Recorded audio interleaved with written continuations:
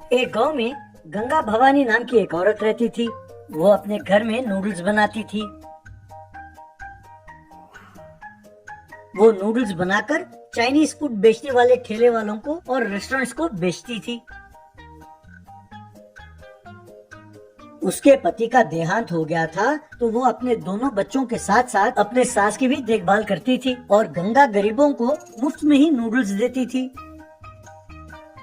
वो गरीबों से, मैं जानती हूँ कि तुम्हें और तुम्हारे बच्चों को नूडल्स खाने की इच्छा होती होगी, लेकिन बाजार में वो बहुत महंगी बिकती है, इसीलिए ये नूडल्स ले जाओ और अपने ही घर में स्वादिष्ट नूडल्स बनाकर बच्चों को खिलाओ, वो बहुत मजे से खाएंगे। एक दिन गंगा की सास मीनाक्षी गंगा से, ये क्या बहू, ये तुम क्या कर रही हो? हमारे खाने के ही लाले पड़े हुए हैं और तुम गरीबों में मुफ्त नूडल्स बांट रही हो। ऐसे मुफ्त में बांटना बहुत गलत है, याद रखो। गंगा, गरीबों का भूख मिटाना गलत बात नहीं होती माँ जी, मुझसे जो बन पड़ता है वो मैं कर रही हूँ। सच तो ये है, अगर भगवान की कृपा रही तो यहाँ आसपास जितने गरीब हैं, मैं उन सबको मुफ्त में नूडल्स देना चाहती हूँ। माँ जी, अपनी भूख मिटाने से ज्यादा दूसरों के भूख मिटाने में ही सुख है। तब मीनाक्षी, अरे वाह, बड़े ऊंचे विचार है तुम्हारे। हाँ, सपने देखना छोड़ दो और काम करो।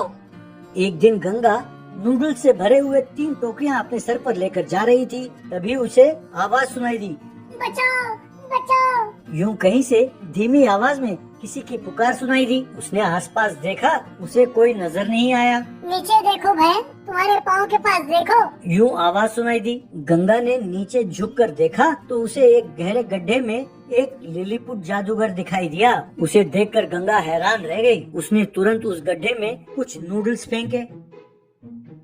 उस लिलीपुट जादूगर ने उन नूडल्स को पकड़ा। गंगा ने उसे ऊपर खींचा।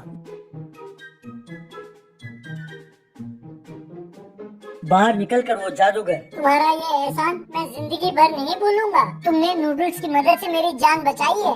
इसके बदले मैं तुम्हें एक नूडल्स का यंत्र देता हूँ। ये यंत्र तुम्हें जितने नूडल्स चाहिए और जितने लंबे नूडल्स चाहिए सब देगा। तुम इसे अपनी मर्जी अनुसार प्रयोग में ला सकती हो। कहकर उसने एक नूडल्स मशीन को प्रकट किया।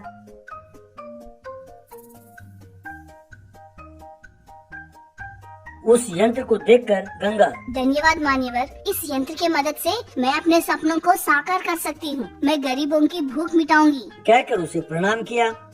गंगा उस मैजिकल नूडल मशीन को अपने घर ले गई। उसमें से लंबे नूडल्स निकलते ही जा रहे थे। उसे देखकर मीनाक्षी और बच्चे हैरान रह गए। उस दिन से गंगा गरीबों को उनके जरूरत अनुसार नूडल्स देती जा रही थी। उस गांव में यदि कोई भूखा रहता तो गंगा उसके घर नूडल्स भेज देती थी। इस तरह उस गांव में गंगा का एक अच्छा नाम हो गया था। सब गंगा को झुककर प्रणाम करते थे। ये देखकर उस गांव के सरपंच शेषु को जलन होने लगी।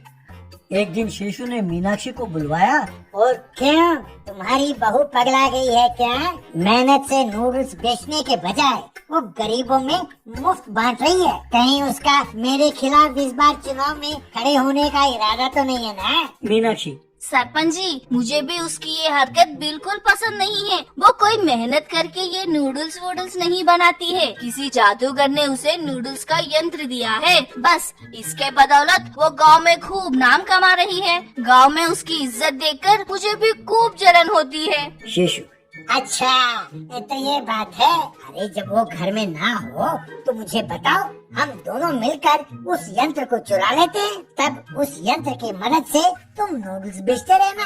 मैं नहीं चाहता कि तुम्हारी बहू को इस गांव में इतनी इज्जत मिले। मीनाक्षी, इतने दिन मैं ये हिम्मत नहीं कर पा रही थी सरपंच जी। अगर आपने मेरा साथ दिया तो मैं गंगा को बीच सड़क पर ले आऊंगी। एक दिन मीनाक्षी और शेषु उस मैजिकल मशीन के पास पहुँचे। शेषु, देख क्या रही हो? उठाओ, इसे ले चलते हैं। तभी उस मशीन से एक बहुत लंबा नूडल बाहर निकला। उस नूडल ने मीनाक्षी और शेषु को लपेट लिया।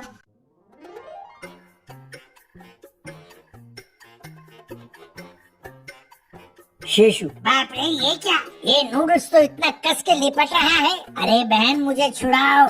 मीनाक्षी, अरे मैं कहाँ से छुड़ाऊंगी सरपंच जी, यहाँ तो मेरा दम घुट रहा है। तभी शेषू के आदमी वहाँ पहुँचे। वो आरे से उस नूडल को काटने लगे, लेकिन नूडल कटा नहीं। तब एक व्यक्ति, सरपंच जी, ये कोई जादुई नूडल है, अब तो भगवान भी आपको नहीं छुड़ा सकता। शेषू, तो अब क्या करें? तभी गंगा वहाँ पहुँची। शेषू गंगा से, बेटी गंगा भवानी, मैंने तुम्हें नीचा दिखाने के लिए ऐसी हरकत की, मुझे माफ कर दो और मुझे छुड़ाओ बेटी। अब कभी भी जिंदगी में मैं तुमसे पंगा नहीं लूंगा। तभी मीनाक्षी, बेटी सास होते हुए भी मैं तुम्हारी महानता को समझ नहीं पाई। यहाँ मेरी हड्डियाँ चूर चूर हो रही है बेटी, मुझ पर दया करो, मुझे छुड़ाओ। गंगा उनके पास गई और उनके शरीर में लिपटे हुए नूडल्स को खींचा। बस वो टूटकर गिर गए। उन दोनों ने गंगा को प्रणाम किया। इस तरह गंगा मैजिकल नूडल्स मशीन से नूडल्स निकालने लगी और उन्हें बेचने लगी और गरीबों में मुफ्त बांटने लगी। और हाँ, बहुत जल्द गंगा उस गांव की सरपंच बन गई।